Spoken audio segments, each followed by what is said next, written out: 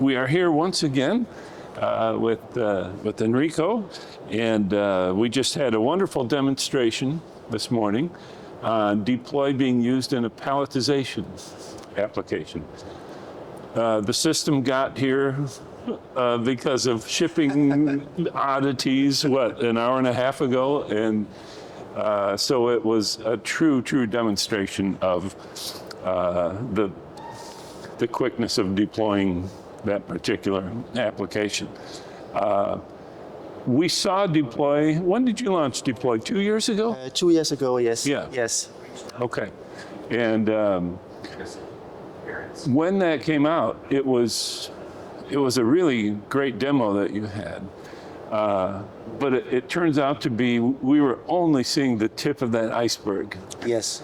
And we have something today with the palletizing application that too is only the tip of the iceberg. But why don't you tell us a little bit about how that evolved? Yeah, but I think it evolved in two ways. Of course, there has within the last couple of years been a lot of technical development in deploy. When you bring out a new platform, there are bugs and there are things that you maybe didn't do 100% correct the first time. So of course there's an involvement in the software, been adding features, been adding functionality. So the deploy you see today is a different, say, animal than the one we launched 2 years ago. But I think we also did a lot of changes on the commercial side, because selling a software into the automation industry is not necessarily easy, and it's not what people are looking for. It's not. They're looking for robots moving things around, yes. And they're getting it with the software. They just don't know the importance of that software yet. Exactly. So we have we changed our focus over to think, okay, what is it people really need?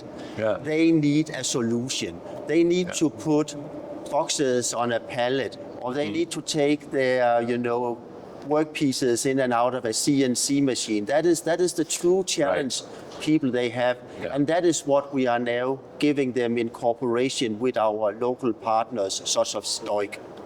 And what's interesting too is, as I said, even though we were on palletizing today, you can just as easily go, oh, we need a machine tending application, so let's do the machine tending application. You take the pallets away, and the exact same installation as you saw today, you move it over next to a CNC machine without changing any other hardware, any other software. You will just within an hour set it up to run at the CNC station instead. Oh boy. Wow. All right, so it would be like someone playing keeper and forward and midfield all at the same time. Yes. Yeah. That's a pretty good contract you would get if you could do that. That would be a very nice contract. Yes. So I didn't realize though that let's say this robot were on a cart or something, you could literally just, hey, we need this over here, or you're having an emergency and you need a loading system. Yes. You would still turn to that same robot and system, and here we go. Exactly. Yeah. You have a guy out sick, the robot takes over. You get an incremental order, the robot takes over and puts in the overtime. So yes, you get a lot of flexibility there. Yeah, that's great. Where have you seen early results? What types of industries have you seen early results? Actually, it's not industry specific. We have seen some of the good number of installations in food and beverage. I think that's apparently an industry where you quite often change your boxes. So I think that's definitely a good example. Mm-hmm. But also a lot of other industries. Basically, if you look at manufacturing, most factories, they have something they need to box and palletize at one point. Mm-hmm. For the people who do not, let's say I make manhole covers. You know, you can't. It's a little hard to palletize, but you can still stack and shrink wrap or rope or whatever Yes. holds that down. It's not like that. It's not like you have to have cardboard boxes of small things to take advantage of what the robot can offer. No, you don't have that. It could also be bags. It could be a lot of different things. So some of those things we can handle within the deploy platform. Some of those things would fall in under more traditional integration and would be robotics as you have seen it for the past 30, 40 years. But we do both, and we cover, both segments of the market. Okay. How have tariffs affected you guys at all? Or? Well, right now it hasn't been more than 10% on goods coming from Denmark, and what we decided from day one or day zero was just to give a discount. So we completely offset the tariff in order to support our U.S. partners. Wow. So okay. we take that on our shoulders. Yeah. Hope it goes away soon, but for the time being, we take care of it. I think we all wish it would go away. Yeah. Oh boy. So this, I mean, there's so much to deploy, and it's great that you have, the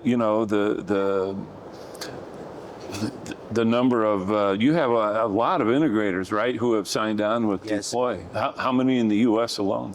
In the US, we have DOIC who have released, and then we have 3 or 4 more who are working on finalizing their solutions. Yep, and you already have many who have already done your work with your end-of-arm technology. Oh yes, absolutely. Yeah. We have but if you look at the more traditional integration, then we have many partners who have a lot of experience with our products and technologies. Yes. I would imagine that's a great pool from which to draw maybe people who would use Deploy as well. You will draw some, but you also need maybe sometimes a different mindset, a different way of going to market. So I think some of the people developing Deploy solutions, they will come from that pool of existing partners, but I also expect a lot of Deploy-based solutions to be developed by people who are not necessarily today in the integration business, because this is an easy way for them to get into automation. Oh, okay. So it's an easy way to develop a new business, or if you want to be independent, if you have, Yeah. So you may not need, in this case you did because of the application, but you may not need to be a really engineering heavy company to be able to help deploy. No, exactly. Yeah. Because we also have partners. Now, DOIC has developed, the base and all of that.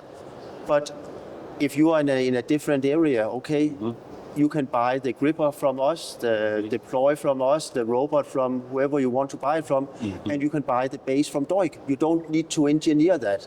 Right. So all the components are there. All you need to do is to go out and sell. So they're really more than just integrating a solution. They're also a business partner. Oh, absolutely. Yeah. Okay. Gotcha. An important business partner for us. Yes. Yeah. Got it.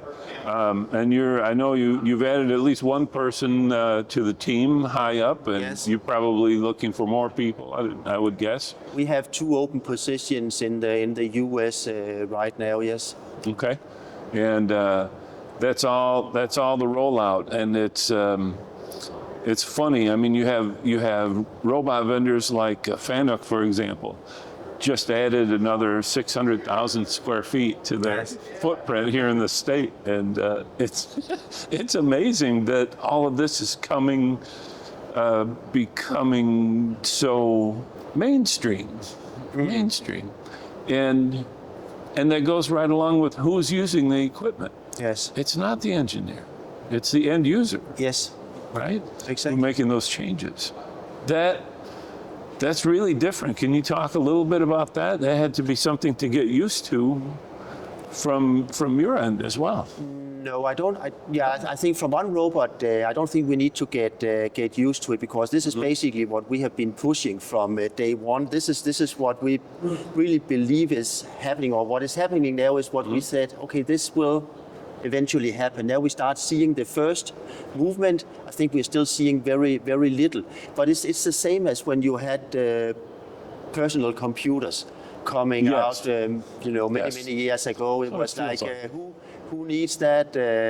How do we get one? I remember when I got my first, portable PC back in 80 something. But it was a compact. I don't even remember that name, but it was a box. It was 8 kilo, and it was a 40 megabyte hard drive, monochrome screen and everything. So, but it was a tool, and it allowed us to do things. We see the same now with robotics. That okay, and I didn't need a programmer to help me. I could operate it myself. Okay, it's the same we see with robotics now. You don't need a programmer. We can operate it ourselves in the factories. Once that becomes possible, and when people really understand that this is something that they can do and that it actually works, then I think we will see a very, very rapid rollout of robotic automation. I think your analogy is perfect, because it feels very much like when PCs came out. Yes. Yeah. And what we do with PLOY is a little bit, the first PC, I could use it, but I never got really friendly with DOS. I mean, so I got another platform. I got Windows instead. Now suddenly it just took off. With PLOY, we give people another easier to use platform. Again, a tool to make the whole industry take off. Yeah, and I don't know, when you started the deploy idea, did you see OnRobot being the kind of glue that really it's becoming now because of the software? That's the idea with OnRobot was deploy from the beginning. Everything we started doing was just stepping stones, getting ready for deploy. Okay, we needed the end-of-arm tools that could easily integrate and automate with deploy. We needed the robot integration. So we had to do that first, and that was the stepping stones. But deploy has always been the goal, and getting robot applications, or the deployment of robot applications fully automated. That has been my goal since before I started the OnRobot. Wow. Okay. For me, this is like a natural continuation of the work we did with Universal Robots. Yeah. Moving from easy robot setup to easy application setup. So it's just for me a natural involvement. Yeah, but the fact is, Universal Robots has done a wonderful job, but you can go to anywhere, right? You could go to a Fanuc or a KUKA or someone like that. Yeah, that's truly amazing. And to have made, you have a couple victories now under your belt, and but there's more to come. I foresee it as more of a ERP almost system, except it's for your robotics. Yeah. Though, yes, I understand the analogy, but you can also say that ERP systems are even today not necessarily easy. They're not, but they hold. It's not easy, right? They hold the information though, all the way down to what do you do with bent paper clips? Absolutely, yes. They are good at monitoring your behavior. Yes. That's right. But the point is, this takes care of the drill down details. Yes. It's just that I don't have to take care of the drill down details. Exactly. Yeah. It's done for you. Yes. Yeah. Truly amazing. What's next for deploy? What's next for you? I think next for deploy, we will be adding more applications, and of course we will be adding a lot more solutions with other business partners that we have here in the States and around the world. Yeah. I think next for me is just keep pushing and making sure that we get, make sure that we get all the easiness out to people so that they can take advantage of it in their factories. Yeah, yeah, wonderful. Well, thank you so much for your time, Enrico. Thank you very much for We coming. surely It's great. appreciate it. Thank Yeah. you. Thank you Okay. very much.